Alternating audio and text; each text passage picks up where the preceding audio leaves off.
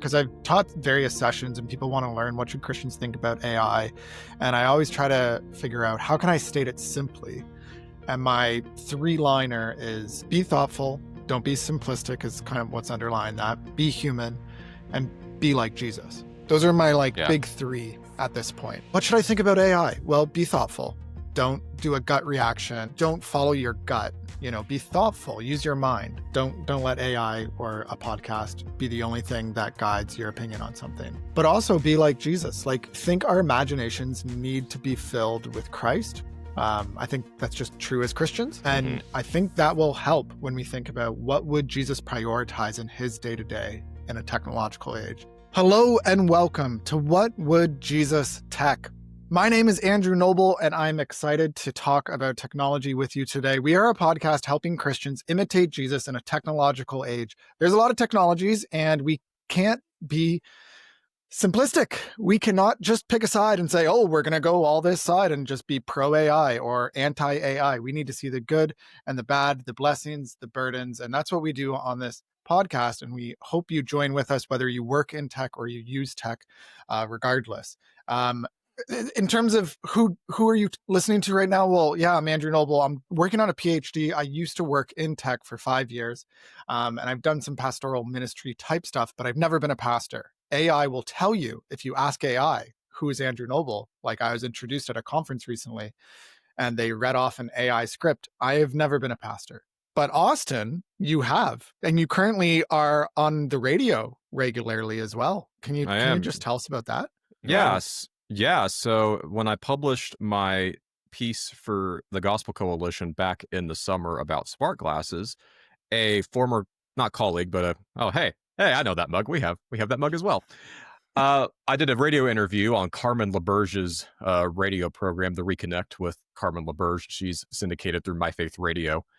And that conversation led to a couple subsequent appearances, just to do some one-off conversations. But the response apparently has been so positive that they asked me in August to consider a bi-weekly recurring segment. So you can catch me on My Faith Radio Thursday mornings at 6:08 a.m. Central Time, where I talk about AI and social media. Yesterday, I talked about AI and genetics, which was a ton of fun, nice. Very, very alarming. But yeah, that has been, in addition to my transition out of the Gospel Coalition. I'm the former social media manager for the Gospel Coalition, and now I am the director of youth at my church, which is what I was doing before I left TGC, but the Lord called me back to vocational ministry, and so here I am. Very good. Cool.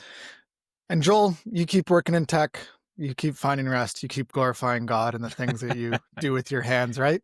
Living the mission. Ministers to me, I'm one of the people in tech who's like, oh yeah, like this helps me to think about it better. Working at Cisco now, which I don't know if you saw more recently, is really positioning itself as part of this AI trend with deeper partnerships with NVIDIA.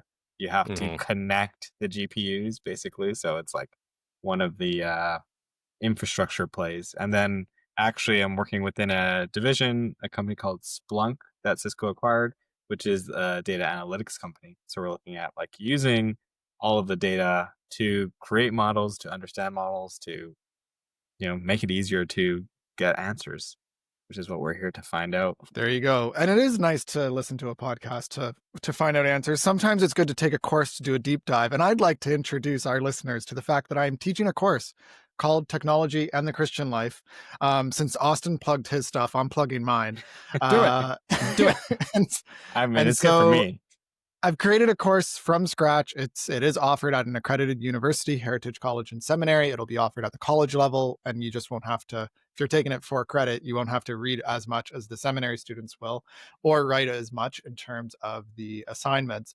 But I'm extremely excited. I've already had a few conversations with people. We'll be reading primary source stuff like Jacques Ellul and Neil Postman and John Calvin, and scripture itself, and being like, hey, the Bible has stuff to say about our technology today.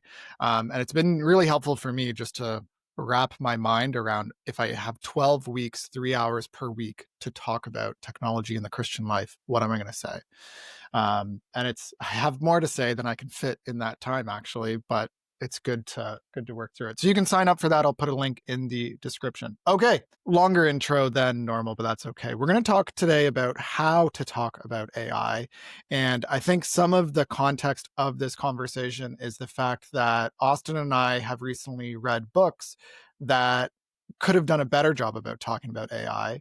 I've been kind of frustrated by the way in which we talk about AI and the way that some people come down with certainty on certain moral practices without reflection first.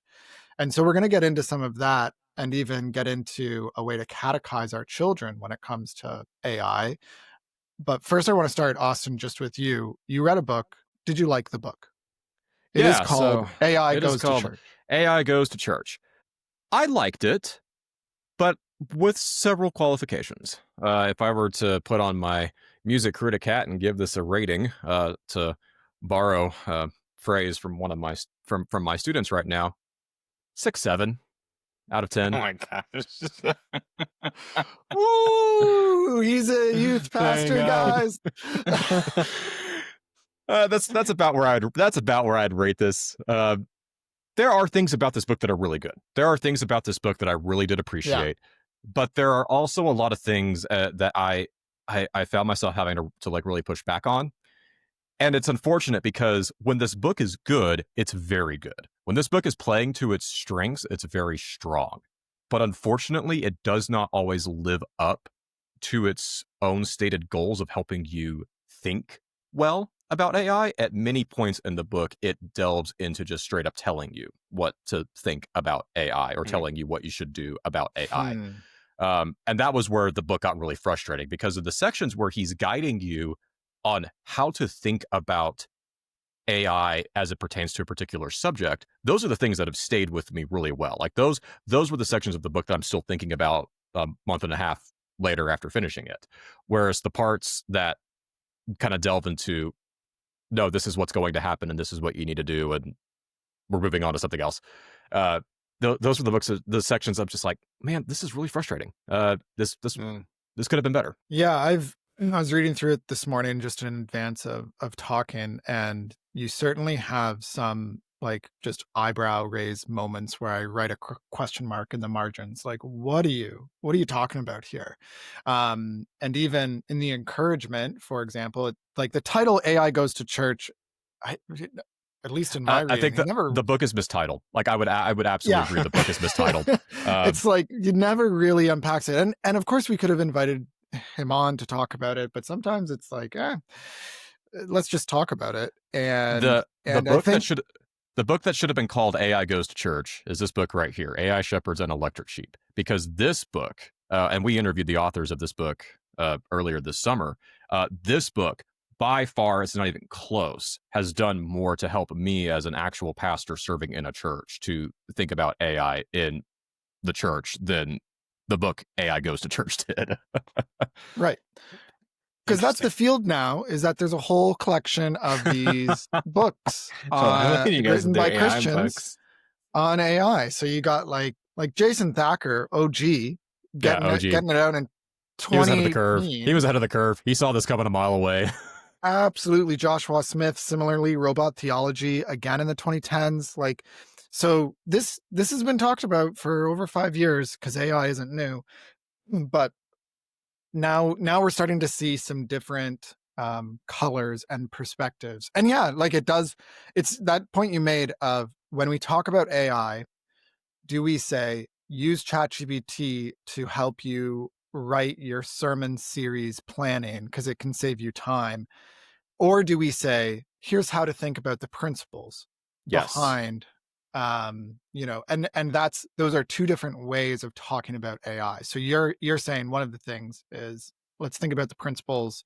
Like he has the section on Wendell Berry, Todd Corpy does in this book. And it was kind of like, great. oh, it was great. Good reflections. Yeah. Yeah, it was great. So it almost came out of the blue though, because of some of the other stuff he says about, the church is behind on using technology. And then in another place, he's like, technologists, they tend not to be good or blah, blah, blah. And I'm like, what about the Christians working in technology? They're trying their best, like there's just little things like that, anyways. My biggest issue with the parts of the book that I didn't like was that, one, he could he could do better because he's shown us how to do better in the book itself. Like he can do that, but he also doesn't set you up or give you the tools to think about, like you said, the Christians in tech. How do you think about that, or how do you approach that? His approach to just telling you what to think in certain chapters is so almost reactionary in ways to the moment. Those are the parts of the book that are not going to age as well, I don't think. Whereas the parts that are much more like, we're going to guide you through the principles of thinking, you could read that 2 or 3 years from now and it's probably still going to be very relevant.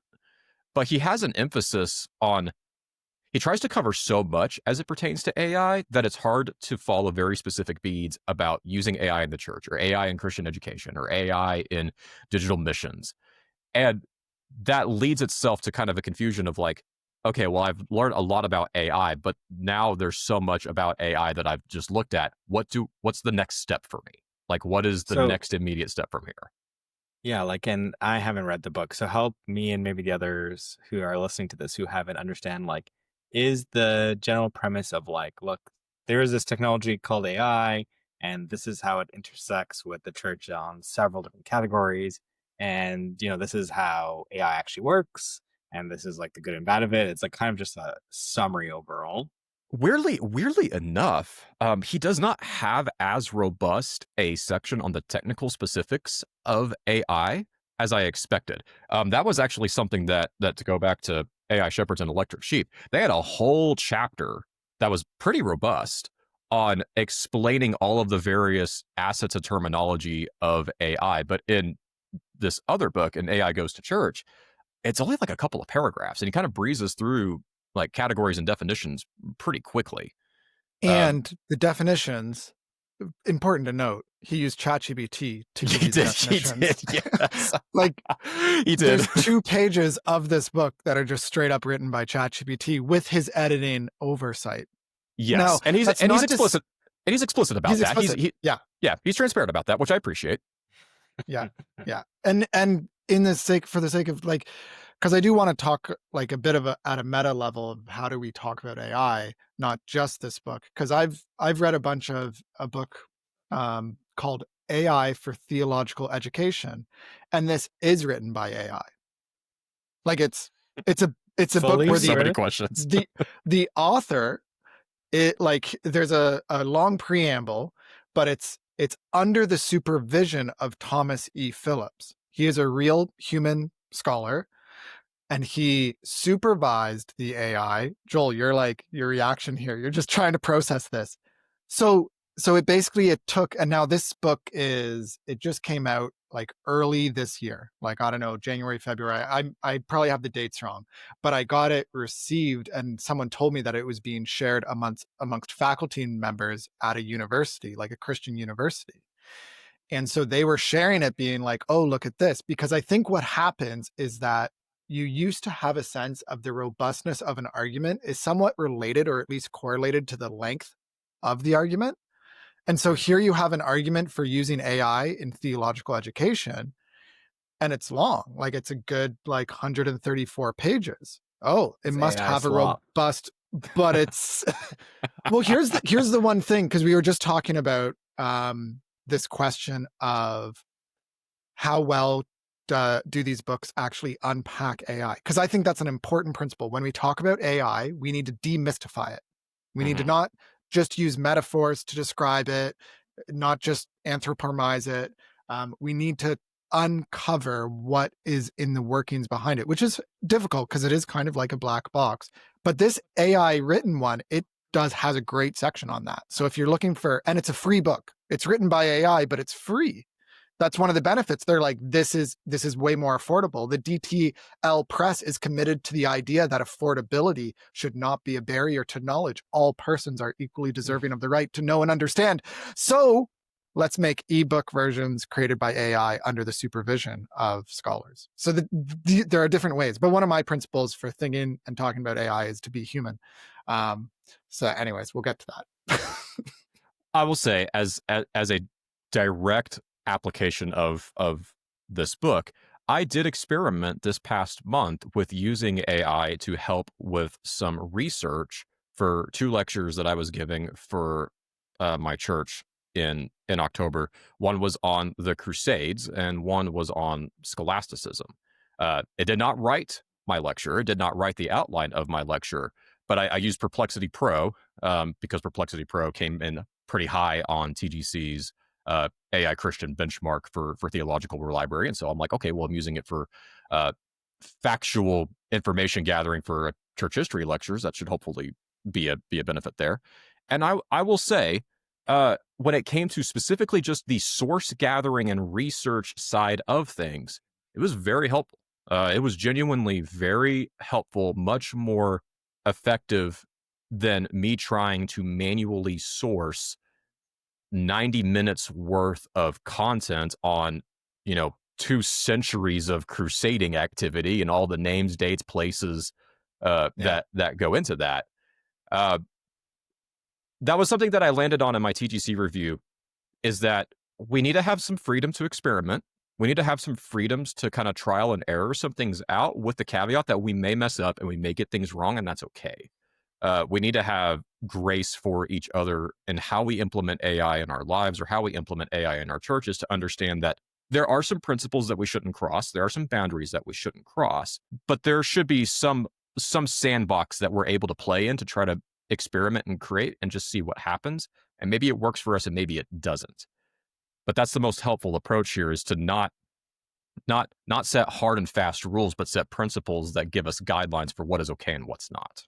Yeah, I think I will take that statement and generalize it even further. I think we are so early into the AI era that it's not even just Christians who are going to take early takes that may not be able to be long standing. It's also people in the AI technology world Mm-hmm. where it's I mentioned it probably in our last talk.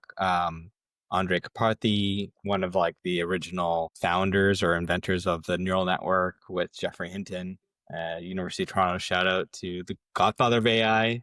But he was saying a lot of people, when they talk about AI, they pitch it as it's going to change the world, and AGI is right here. And he's like, is everyone just doing this because they're trying to raise money? So there's Yeah. a bias on it, and it's that bias is clouding the truth of the matter. And then you're going to have bias in the Christian content creators. So I think generally my principle would be there's going to be bias in whichever text you're reading right now, Yes. especially because we're so early. People are going to add their kind of hot takes to it. And I did appreciate, as somebody who reads a lot of writing about AI from writers, and writers tend to be a pretty anxious bunch of people about AI in general, it was refreshing to read a book from someone who still had some uh, very clear concerns and warnings about AI, but was not driven by his anxiety in what he was saying. And that, I think, is really refreshing. And that we need, when it comes to Christian bias concerning AI in particular, a lot of the writing right now, there's a low level, or in some cases high level, High uh, level. high level Yeah. that is driving a lot of critique and making a lot of really ineffective criticism of AI. And so, if this book does one thing well, I think its posture of a confidence towards the future, knowing that it's not going to be all good or all bad, is commendable, and something that Christians need to consider more of. That, yes, AI is going to be very disruptive in good ways and bad ways, but if we truly believe what we believe about God ruling and reigning over all things, then we don't have anything to be afraid of, as far as his control over these developments. These are all happening under his providential oversight. Yeah, and I do have some empathy for that. Recently, the X1 robot Neo was shown to be hey, it's gonna be in your home starting next year. Deliveries, $500 a month. Cleaning. If it can't do a task, it'll be teleoperated, and all of these questions that raised, right? And I was Hmm. talking at the home with it, and my wife was you could see there was this anxiety and concern of I don't want these robots in our houses. Yeah, And I'm on the other side of well, why not? Right. So I yeah, can understand that there is just naturally, because of how disruptive to use that word, this is going to be. I can understand there's going to be a lot of anxiety with what it brings. Sure, I'm not saying Mhm. that anxiety is not legitimate. I mean, I have some anxiety about Yeah, AI, but it's what you do with that anxiety that matters. And yeah, your anxiety may be legitimate, but just because your anxiety is legitimate does not mean your critiques of AI are automatically good critiques, yeah. which is something that I wish the writers in my sphere would understand. Like, please separate your anxiety from your ability to be a good critic.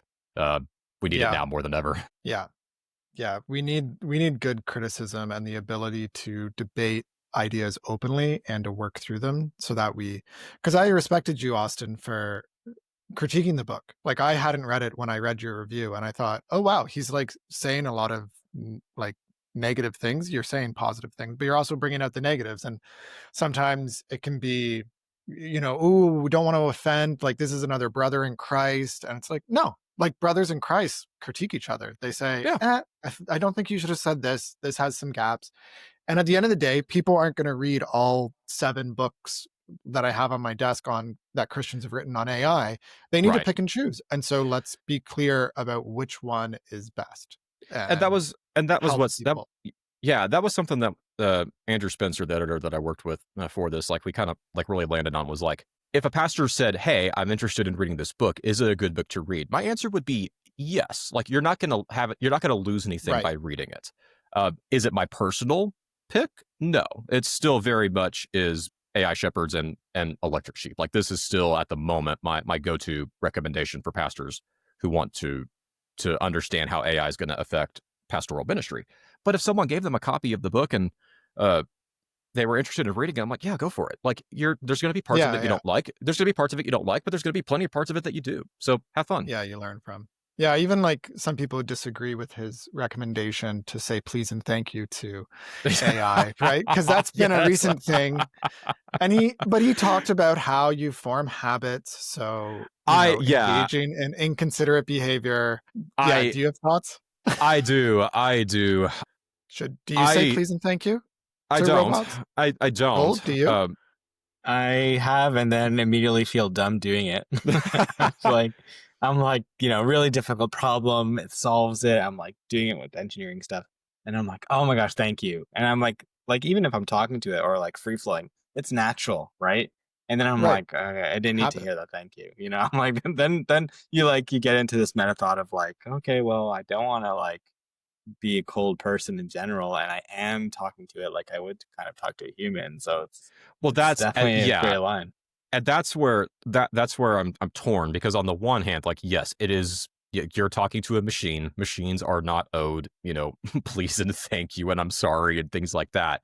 But if we consider other developments in AI, and I'm thinking of AI porn specifically, we recognize that how we talk and engage with AI does have some degree of formative effect on us, and that's where the horror of AI porn is so insidious is because you don't think you're hurting a real human on the other side of the screen and what you're saying and what you're asking and what you're doing.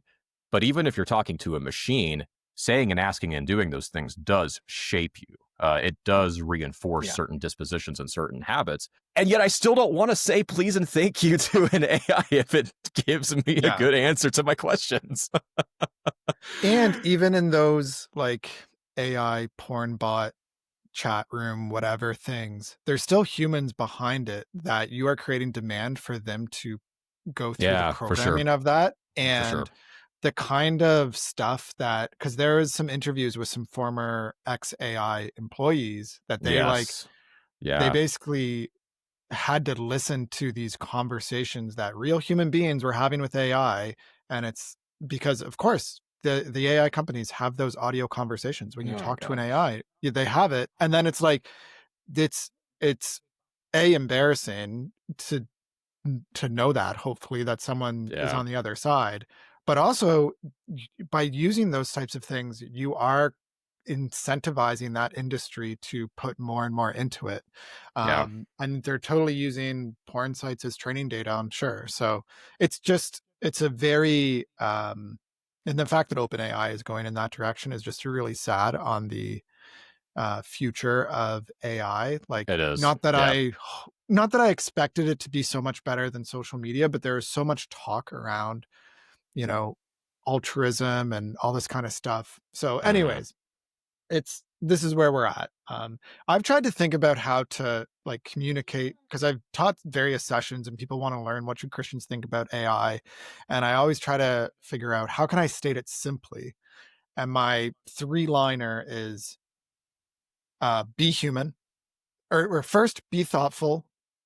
Don't be simplistic is kind of what's underlying that. Be thoughtful, be human, and be like Jesus. Those are my like Yeah. big three at this point. That what should I think about AI? Well, be thoughtful. Don't do a gut reaction. Don't follow your gut. Be thoughtful. Use your mind. Second, be human. We need to prioritize. And I really do push people because they're in our podcast age, it's really easy to just regurgitate something you've heard as you did the dishes, and then you're all of a sudden parodying that as if it's your own later in the day. So I would encourage our listeners, like, you can challenge us, you can debate. Like, I can imagine a listener right now being like, oh, they should have invited them on and had a real debate. And it's like, maybe I disagreed with But enough of the book that I didn't want to have them on. Like, but that's they the can thing have their is, own opinions. That's good. yeah, that's the thing is, I don't want to debate the author. Like, just to be clear, he and I have not communicated at all since the review came out. But I don't have anything to really debate. Like, I have disagreements with him, but Right. I'm not gonna fight him over it. Like, that's just not. There was nothing in this book that I felt was of such deep material error that I would be willing to go that far to a debate on. Like, Right. it was all well within, like, I think, reasonable principle disagreement and legitimate difference of opinion. Right. Right. So be thoughtful, be human. Don't let AI or a podcast and be the only thing that guides your opinion on something. But also be like Jesus. Like, I think our imaginations need to be filled with Christ. I think that's just true as Christians. Hmm. And I think that will help when we think about what would Jesus prioritize in his day to day in a technological age. What would he care about? Would he care about the bias of AI and how it tends to be more white and Western as opposed to, because of the data it's trained on, than other things? And is that something that's of concern? Would he be concerned about the way that it steals, so to speak, the content of some creators without their permission?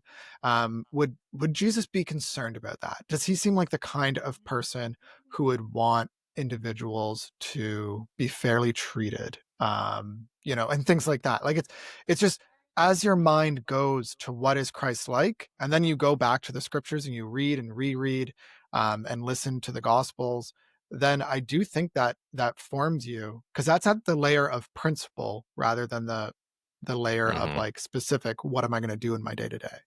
But it's important. It's important that Christ's command to seek first the kingdom of God is not couched in unless there's massive technological revolution going on in your lifetime.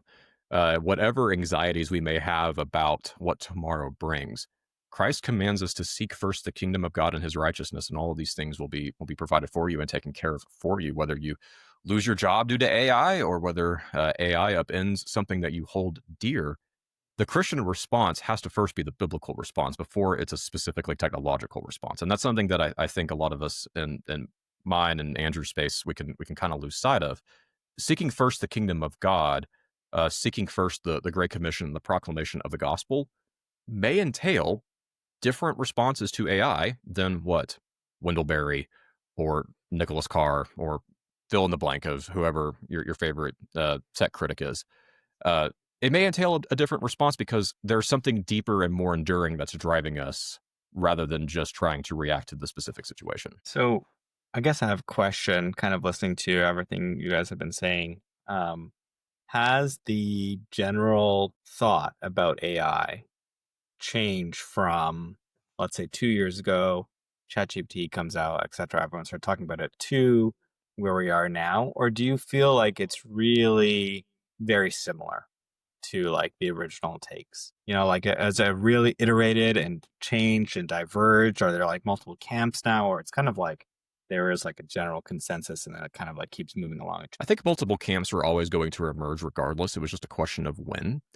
And I think we're starting to see some of those camps start to emerge, where we have some groups of people that are much more skeptical and critical, and we have some groups that are a lot more openly positive and embracive. Basically, it's not perfect, but whatever your views of social media are, you tend to just import those to your views of AI. So the groups of people that were very skeptical and critical of social media, which, full disclosure, that's me, uh, tend to start from a skeptical, critical posture when it comes to AI, and those that were not and more pro and positive have tended to coalesce around using AI for missional purposes or evangelistic purposes, and things like that.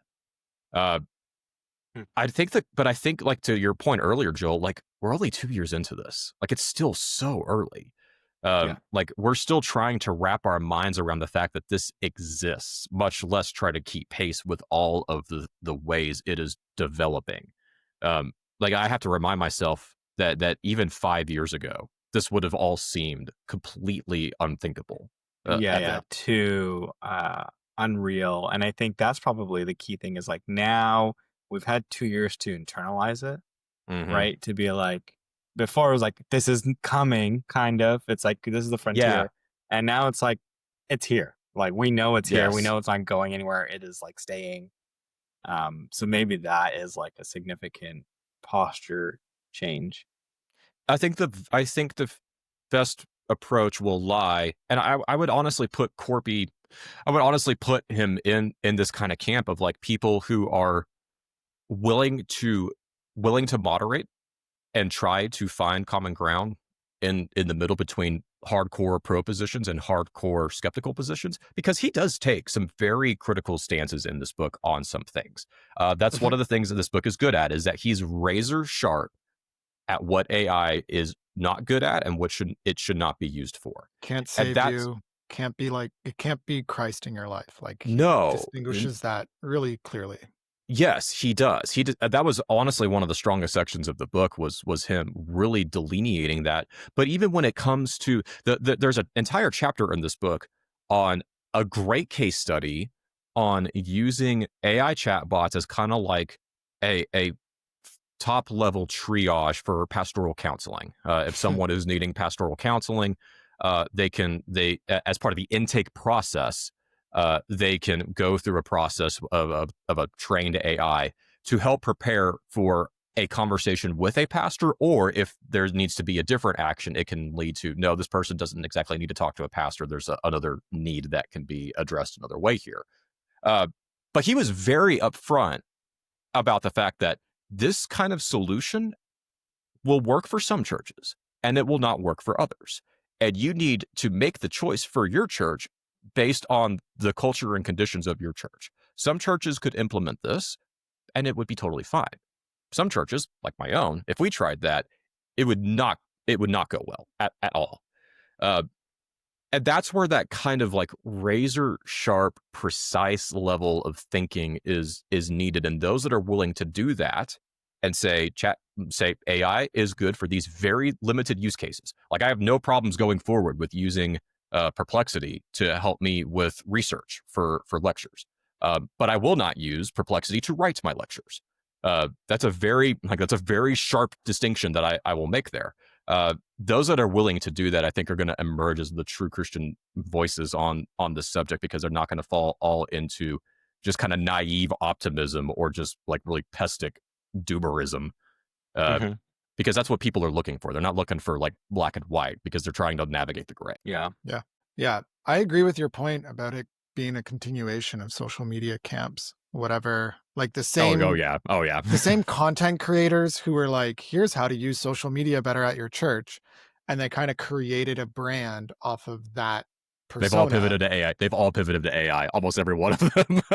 Yeah. Interesting. So those kinds of people exist, Joel, where they're like super pro on the technology and they're saying that kind of stuff. And there's some that are kind of awkwardly navigating it. Like Logos Bible Software is an interesting case study Oh because yeah. Oh yeah. obviously they were some of the front runners on using the internet.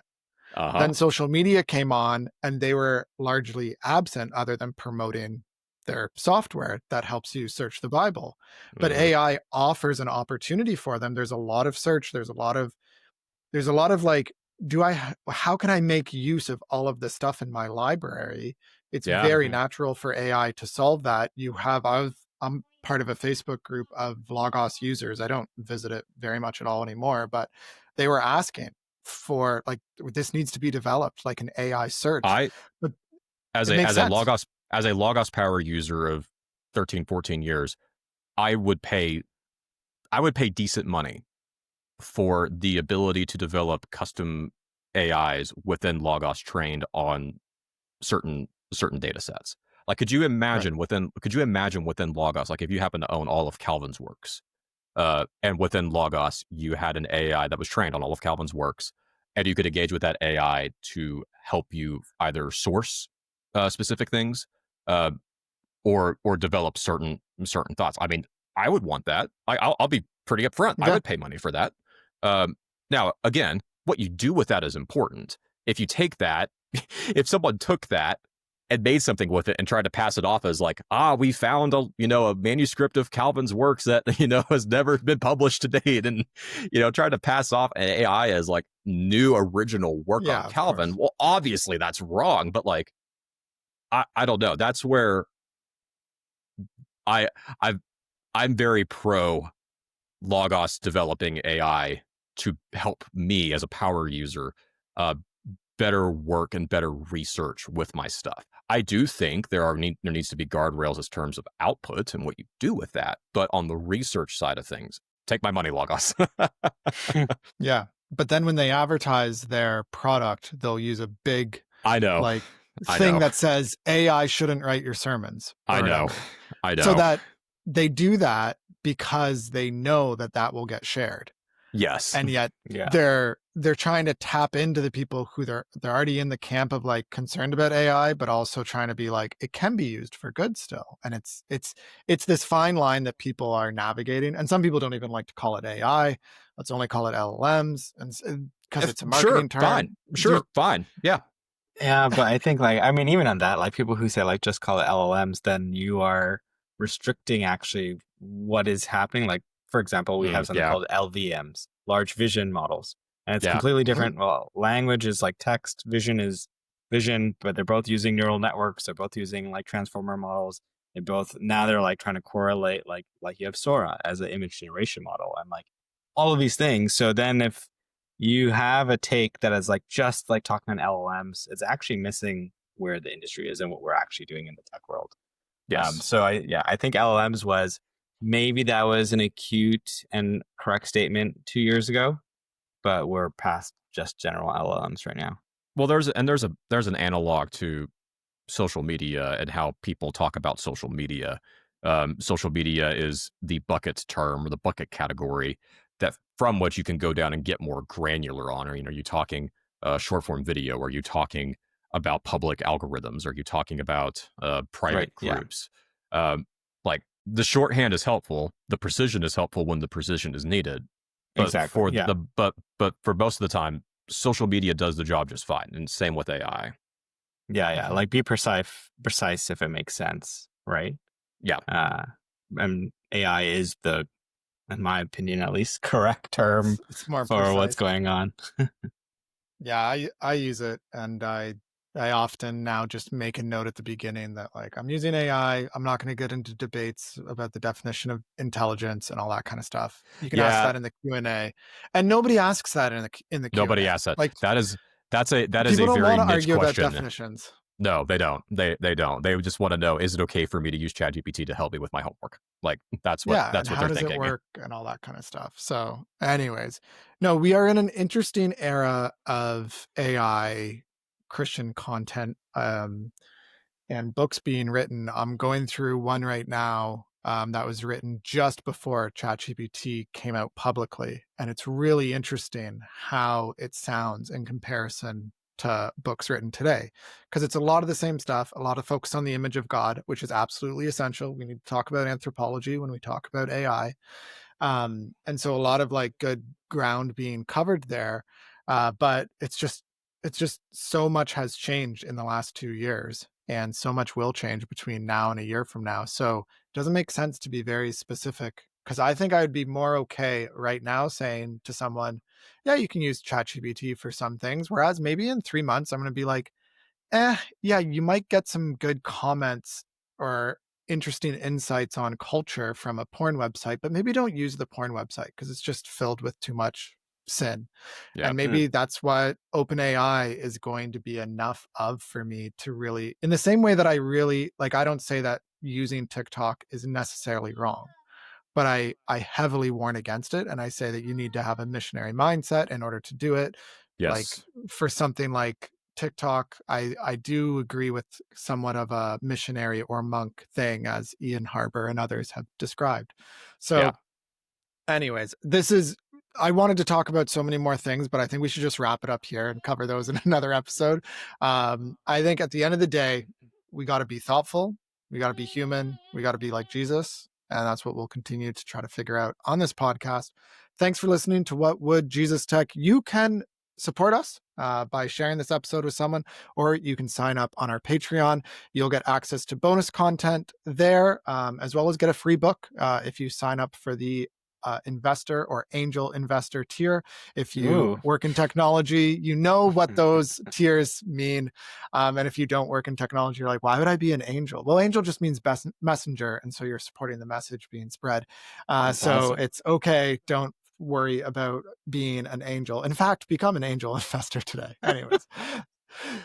That's my cheesy. You can't help but be a salesman and have a cheesy line that No, I salespeople mean, have. You have it. literally, That was you good. say angel investor, and I feel like I'm like, oh, I should do this. I should sign up, even though, it's like there is an inherent desire of someone in tech to get to a point where you're like, I can be an angel investor because I'm going to support the little guy who is trying to make it and do something revolutionary. There is almost And like we are the a little healthy. guys. Yes, We are yes, yeah. absolutely the little guys. Yeah, I was just talking to my wife about our giving plans over the next year. It's a good time to think about generosity, whether you give to us or otherwise. We should give generously. It's such a joyful thing to do. So thanks for listening. Use tech, find rest, glorify God, and be thoughtful, be human, be like Jesus. Take care. So yeah.